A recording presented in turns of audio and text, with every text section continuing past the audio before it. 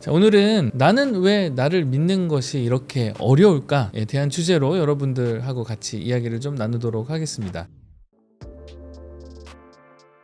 저희가 은행을 가면 은행에서 대출을 받을 때 무엇을 보냐면 신용이라는 것을 봅니다. 그래서 신용이 없으면 대출을 해주지가 않아요. 그래서 담보가 있거나 담보와 신용이 있으면 은행에서 대출을 이렇게 해주죠. 그런데 우리가 어떤 사람들을 신뢰하려면 잘 생각해 봐야 될 게 이 사람의 신용과 신뢰를 받을 수 있는 것들이 필요하다고 생각을 해요. 이 사람의 신뢰를 무엇으로 우리는 판단하는가? 한국에서 잘 보니까 보통은 어느 대학을 갔느냐, 어떤 회사를 다니느냐, 지금 봉급 얼마냐, 그리고 회사를 한다면 회사의 매출이 얼마냐 정도의 데이터를 보고 이 사람을 신뢰한다고 판단이 좀 되어졌습니다. 그렇게 생각을 해보면 우리나라에서 좋은 대학을 가서 좋은 회사에 들어간 사람이 전체 인구의 어느 정도 되는지를 한번 보면 한 5% 내외 정도밖에 되지 않는 것을 여러분도 아마 알고 계실 겁니다. 그러니까 우리나라 인구의 5%만 신뢰를 받아본 경험이 있고, 그렇지 않은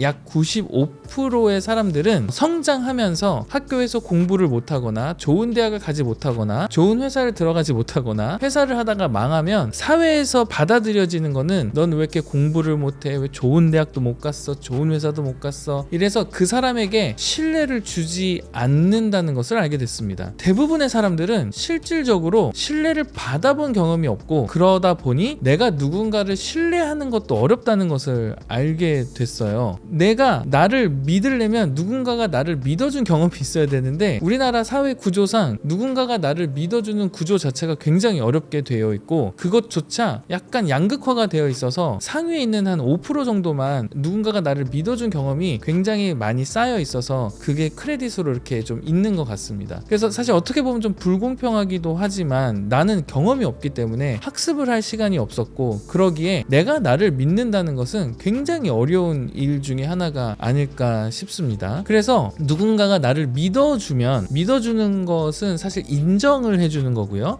칭찬 같은 것이 인정으로 우리가 바뀌어서 누군가 나를 믿어주고 칭찬해주고 형님, 오빠 이런 이야기를 들으면 내 몸을 다 던져서 건강을 잃어가면서까지 어떤 것들을 해주는 경험들, 그러한 스토리들을 저희가 좀 많이 볼 수가 있고, 누군가가 나를 믿어준다라는 그 사실 하나로 내 몸을 바치는 회사원들도 굉장히 저는 주위에서 많이 보게 된 것 같습니다.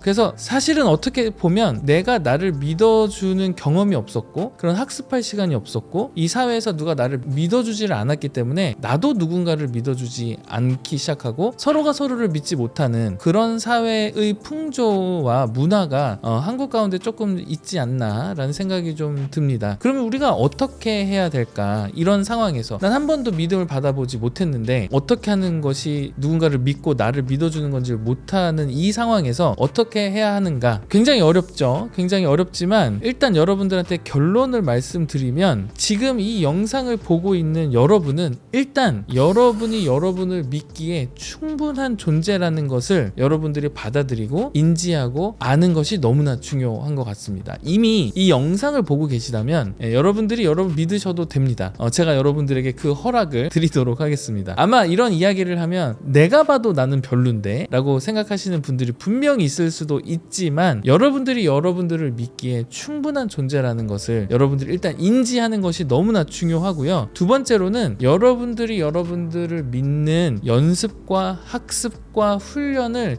지속적으로 하는 것이 너무나 중요합니다. 그래서 저희가 이제 미라클 모닝이라는 걸 보면 세이버스라는 걸 통해서 그쪽에 그 중에 A라고 어퍼메이션이라는 게 있는데 자기 확신, 자기 확언 이런 것들을 해주는 건데, 제가 이 영상을 통해서 두 번째로 여러분들한테 꼭 추천하고 도전하고 싶은 것은요, 그냥 읽는 것이 아니고 오감을 사용해서 여러분을 믿어주는 행위를 하루도 빠지지 않고 하는 것을 여러분들한테 추천드립니다. 그래서 가장 좋은 것은 노트북이나 핸드폰에 쓰는 것도 괜찮긴 하지만 지금 이때만큼은 여러분이 펜을 들고 종이에다가 여러분을 믿어주는, 여러분이 듣고 싶어하는 그 말을 여러분들이 쓰는 것이 너무나 중요해요. 그래서 여러분들이 노트에다가 여러분을 믿어주는 말을 쓰고 그 쓴 것을 벽에다 붙이고 층간 소음이 들릴 만큼 큰 소리로 한번 읽어주는 것이 굉장히 중요할 것 같고요. 가능하다면 5분 이상 그 글을 읽고 내 귀로 듣고 내 뇌가 그것을 인지할 수 있을 때까지 계속적으로 반복하는 것이 중요하고요. 최소한 3개월 이상은 여러분들이 해주실 것을 한번 부탁 좀 드리고 싶습니다. 그렇게 하면 여러분들이 오감을 사용해서 글을 쓰고 확신을 하는 것을 매일매일 학습하면 일단 내가 나를 믿는 거에 대해서 조금 더 자연스럽게 되고요. 이게 나한테는 처음에는 엄청난 의심으로 올 겁니다. 아니 내가 나를 이거 말도 안 되는 거야, 미친 짓이야, 또라이인 것 같아. 하지만 3개월 정도 지날 때 여러분들한테 굉장히 자연스럽게 되고요. 이게 너무나 재밌게 세 번째로 이어지는데요. 여러분들이 여러분을 믿게 되잖아요. 그럼 참 신기하게도 여러분 주위에 있는 사람들을 믿어주기 시작하는 것이 가능하게 됩니다. 그래서 여러분들이 아무런 조건 없이 옆에 있는 사람을 믿어주기 시작하는 것을 하는 것이 세 번째 여러분들에게 드리는 방법인데, 믿어주면요 그 사람도 동일하게 의심으로